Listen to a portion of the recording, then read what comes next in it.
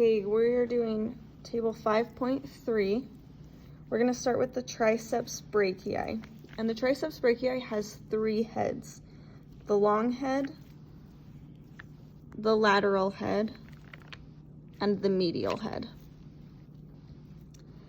The long head, or for all 3 of these, we need to know the origin, insertion, and the action. The insertion point for all 3 is the olecranon process of the ulna. For the long head, the origin is the infraglenoid tubercle of the scapula.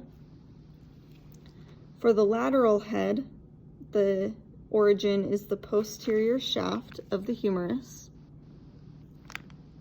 And for the medial head, the origin is the distal 2/3 of posterior shaft of humerus. So, and you can kind of see those origins, insertions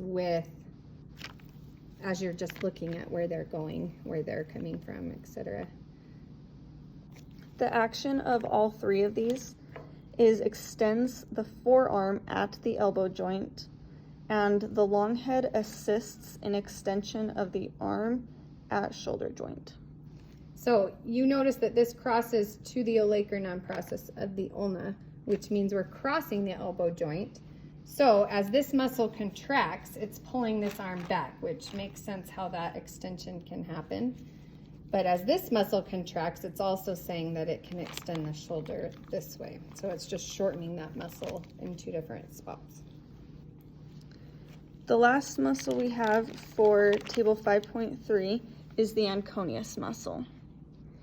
For the anconeus, you just need to know the action, which is extends the forearm at the elbow joint.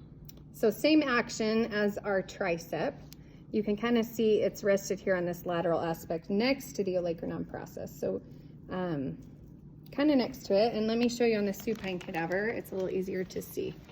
So here we have, this is our lateral epicondyle on the humerus. And then right next to it, even more lateral, we have this anconeus muscle. So as it contracts, again, we will just straighten this out. So it'll contract and shorten that, pulling it that way. Okay, that's table 5.3.